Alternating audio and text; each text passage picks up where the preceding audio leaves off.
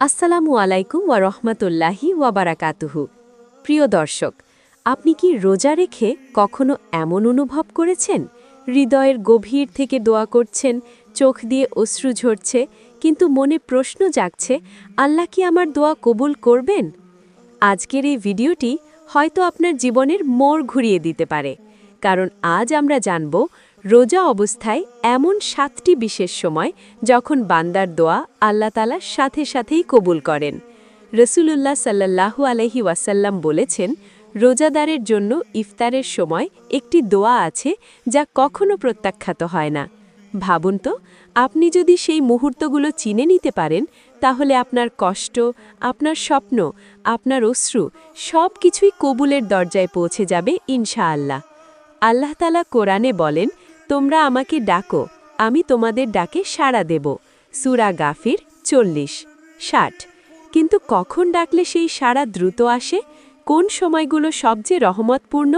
আজকের ভিডিওতে আমরা কোরআন ও সহিহ হাদিসের আলোকে বিস্তারিত আলোচনা করব সেই 7টি সোনালী সময় নিয়ে। আপনি যদি সত্যিই চান আপনার দোয়া কবুল হোক, তাহলে এই ভিডিওটি 1 সেকেন্ডের জন্য মিস করবেন না। শেষ পর্যন্ত দেখুন, কারণ প্রতিটি সময় আপনার জীবনের সাথে জড়িত। চলুন শুরু করি রোজাদারের দোয়া কবুলের সেই 7টি বিশেষ সময়। প্রথম বিশেষ সময়, ইফতারের ঠিক আগের মুহূর্ত। প্রিয় দর্শক, রোজাদারের জন্য সবচেয়ে শক্তিশালী ও রহমতপূর্ণ সময় হল ইফতারের ঠিক আগের কয়েক মিনিট।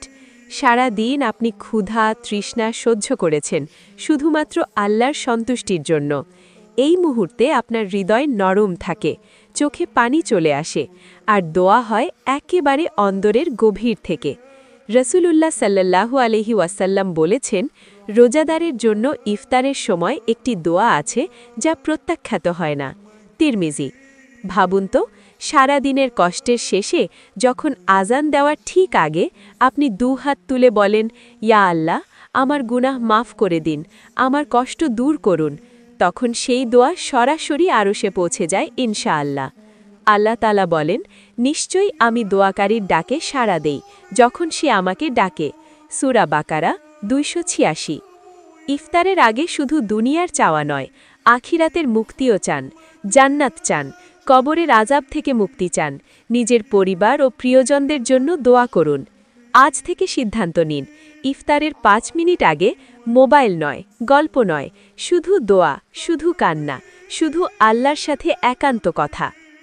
তৃতীয় বিশেষ সময়, সাহারির সময়, ফজরের আগের শেষ রাতের মুহূর্ত। প্রিয় দর্শক, রোজার আরেকটি অত্যন্ত বরকতময় সময় হল সাহারির সময়, বিশেষ করে ফজরের আজানের ঠিক আগের মুহূর্তগুলো। এটি এমন একটি সময় যখন আকাশের দরজাগুলো খুলে যায়, রহমত নেমে আসে, আর আল্লাহ তাআলা বান্দাদের দিকে বিশেষ দৃষ্টিতে তাকান। রাসূলুল্লাহ সাল্লাল্লাহু আলাইহি ওয়াসাল্লাম বলেছেন, আমাদের রব প্রতি রাতের শেষ তৃতীয়াংশে দুনিয়ার আকাশে অবতরণ করেন এবং বলেন, কে আছো যে আমাকে ডাকবে, আমি তার ডাকে সাড়া দেব। কে আছো যে আমার কাছে চাইবে, আমি তাকে দান করব। কে আছো যে আমার কাছে ক্ষমা চাইবে, আমি তাকে ক্ষমা করব। সহিহ বুখারী, মুসলিম। ভাবুন তো, আপনি সাহারির জন্য উঠেছেন, চারপাশে নীরবতা, সবাই ঘুমিয়ে, আর আপনি অজু করে 2 রাকাত নফল নামাজ পড়ে হাত তুললেন, ইয়া আল্লাহ, আমি আপনারই বান্দা, আমার দোয়া কবুল করুন। এই মুহূর্তে আপনার আর আল্লাহর মাঝে কোনো পর্দা থাকে না। কোরআনে আল্লাহ বলেন, আর সাহারির সময় তারা ক্ষমা প্রার্থনা করত। সূরা জারিয়াত 51। সাহারির সময় শুধু খাবার খেয়ে শেষ করবেন না, অন্তত 5 মিনিট কাঁদুন, তওবা করুন, নিজের ভবিষ্যৎ, পরিবার, রিজিক, ঈমান সব কিছুর জন্য দোয়া করুন। হয়তো আপনার জীবনের সবচেয়ে বড় পরিবর্তন শুরু হবে ঠিক এই সাহারির দোয়া থেকেই। তৃতীয় বিশেষ সময়, রোজা অবস্থায় সারা দিন, বিশেষ করে কষ্টের মুহূর্তে। প্রিয় দর্শক, শুধু ইফতার বা সাহারি নয়, রোজা থাকা অবস্থায় সারা দিনই আপনি দোয়া কবুলের অবস্থায় থাকেন, বিশেষ করে যখন ক্ষুধা তৃষ্ণা বা দুর্বলতা অনুভব করেন, কারণ এই কষ্ট আপনি সহ্য করছেন শুধুমাত্র আল্লাহর জন্য। রাসূলুল্লাহ সাল্লাল্লাহু আলাইহি ওয়াসাল্লাম বলেছেন, 3 ব্যক্তির দোয়া প্রত্যাখ্যাত হয় না। রোজাদার যখন পর্যন্ত সে ইফতার না করে। তিরমিজি। অর্থাৎ সকাল থেকে ইফতার পর্যন্ত আপনি এক বিশেষ মর্যাদায় আছেন। যখন পিপাসায় গলা শুকিয়ে যায়, যখন ক্লান্ত লাগে, যখন কাজ করতে কষ্ট হয়, ঠিক তখন যদি আপনি অন্তর থেকে বলেন, ইয়া আল্লাহ, এই কষ্ট আমি শুধু আপনার জন্য সহ্য করছি, আমার দোয়া কবুল করুন, তখন সেই দোয়া খুবই মূল্যবান হয়ে যায়। আল্লাহ তাআলা কোরআনে বলেন, নিশ্চয়ই আল্লাহ ধৈর্যশীলদের সাথে আছেন। সূরা বাকারা 253। রোজা হলো ধৈর্যের ইবাদাত, আর ধৈর্যের মাঝে করা দোয়া আল্লাহ খুব ভালোবাসেন। তাই সারাদিন শুধু সময় কাটাবেন না, কাজের ফাঁকে হাঁটতে হাঁটতে, রান্না করতে করতে, অফিসে বসে চুপচাপ দোয়া করুন। মনে রাখবেন, হয়তো আপনার সবচেয়ে আন্তরিক দোয়াটি বেরিয়ে আসবে সেই মুহূর্তে যখন আপনি সবচেয়ে দুর্বল অনুভব করছেন, আর ঠিক তখনই আল্লাহ আপনার জন্য রহমতের দরজা খুলে দিতে পারেন। চতুর্থ, বিশেষ সময়, সিজদার মধ্যে দোয়া করার সময়। প্রিয় দর্শক, রোজা অবস্থায় নামাতের সিজদার মুহূর্তটি এমন এক সময় যখন বান্দা তার রবের সবচেয়ে কাছে চলে যায়। সারাদিনের ক্ষুধা তৃষ্ণা নিয়ে যখন আপনি আল্লাহর সামনে দাঁড়ান, তারপর সিজদায় বিয়ে কপাল মাটিতে রাখেন, সেই মুহূর্তে আপনার হৃদয় সবচেয়ে বিনয়ী, সবচেয়ে নরম। রাসূলুল্লাহ সাল্লাল্লাহু আলাইহি ওয়াসাল্লাম বলেছেন, বান্দা তার রবের সবচেয়ে নিকটবর্তী হয় সিজদার অবস্থায়, তাই তোমরা এতে বেশি বেশি দোয়া করো। সহিহ মুসলিম। ভাবুন তো, আপনি রোজা রেখেছেন, দুর্বল শরীর কিন্তু ভাঙা হৃদয় নিয়ে সিজদায় পড়ে বলছেন, ইয়া আল্লাহ, আমার গুনাহগুলো মাফ করে দিন, আমার কষ্ট দূর করুন, আমার দোয়া কবুল করুন। এই সিজদা শুধু মাটিতে মাথা রাখা নয়, এটি আপনার অহংকার ভেঙে আল্লাহর সামনে সম্পূর্ণ আত্মসমর্পণ। আল্লাহ বলেন, তোমরা আমাকে ডাকো, আমি তোমাদের ডাকে সাড়া দেব। সূরা গাফির 40-60। রোজার দিনে প্রতিটি ফরজ নামাজে, এমনকি নফল নামাজেও সিজদায় নিজের ভাষায় কাঁদুন, বলুন, চাওয়া পাওয়ার সব কথা খুলে বলুন। সিজদার কান্না কখনোই বিফল যায় না, হয়তো আপনার ভাগ্যের পরিবর্তন লুকিয়ে আছে একটি দীর্ঘ সিজদার ভেতরেই। পঞ্চম, বিশেষ সময়, আজান ও ইকামতের মাঝের সময়। প্রিয় দর্শক, রোজা অবস্থায় আরেকটি অত্যন্ত মূল্যবান সময় হল আজান ও ইকামতের মাঝখানের সময়। এই সময়টি খুবই ছোট, কিন্তু রহমত ও কবুলিয়তের দিক থেকে বিশাল। রাসূলুল্লাহ সাল্লাল্লাহু আলাইহি ওয়াসাল্লাম বলেছেন, আজান ও ইকামতের মাঝের দোয়া প্রত্যাখ্যাত হয় না। তিরমিজি, আবু দাউদ। ভাবুন তো, মুয়াজ্জিন যখন আল্লাহর মহিমা ঘোষণা করছেন, আল্লাহু আকবার, সেই শব্দে আকাশ বাতাস কেঁপে ওঠে। আপনি রোজা রেখে অজু অবস্থায় বসে আছেন নামাজের অপেক্ষায়।